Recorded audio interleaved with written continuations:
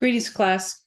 This week I continue research on the topic of religious freedoms in America. This week my chosen articles focus on freedoms, prejudice, and tolerance, and another unique theory called religious stratification. All the articles I chose this week focus primarily on colonial America, except for one that is a broader view of religious freedoms in American history, yet rests much of its primary resource and research on the colonial period's influence in the evolution of religious freedom in America. Howard K. Beale wrote for The Historian in 1951 an article called Religious Freedom in America. The simplicity of the title was curious to me because it has the potential to be an enormous research approach, but I found a very direct approach to what religious freedom in America was from the beginning to what it had evolved into at the time that Beale wrote his article in 1951.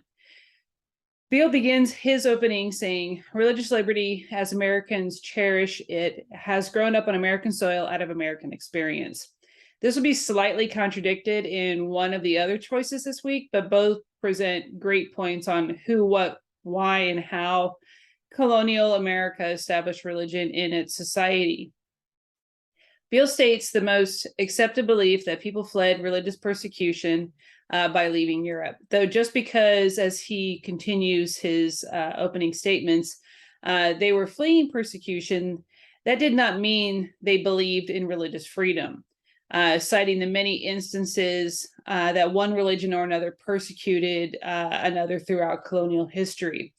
He examines the growth of the idea of religious toleration and also the varying degrees of religious freedoms in the separate areas of the colonies, North, Middle, and South. From colonial to revolutionary, his focus shifts to what religious freedom meant in terms of government, politics, schools, the right to individual conscience, public funding, and even censorship in the name of freedom. In the name of religion.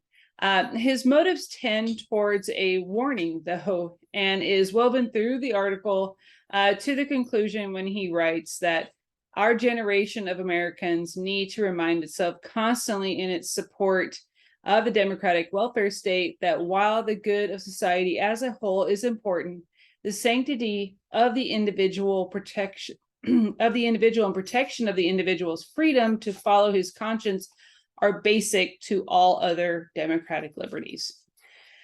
John Corrigan and Lynn Neal look at religious intolerance in colonial America in their book titled Religious Intolerance in America, a Documentary History, published in 2010. I reviewed the first chapter, which focused on the subject of intolerance. As stating right off in this chapter, they say that the Europeans that migrated through the Atlantic world were not tolerant. While yes, many were seeking refuge from religious intolerance in Europe, seeking relief from mistreatment by dominant churches and the state apparatuses that were joined to those churches, the idea of toleration had not manifested itself in the West. Pointing out that while Native Americans and Catholics fought the Puritans for space, Puritans had arrived to the New World persecuted and intolerant. Catholics to New Spain, New France, brought their own brand of intoleration towards Protestants, Jews, and Native Americans, and Christians brought interpretations of the Bible that supported intoleration of non-Christians, implementing a theory of difference in the form of actions against religious opponents.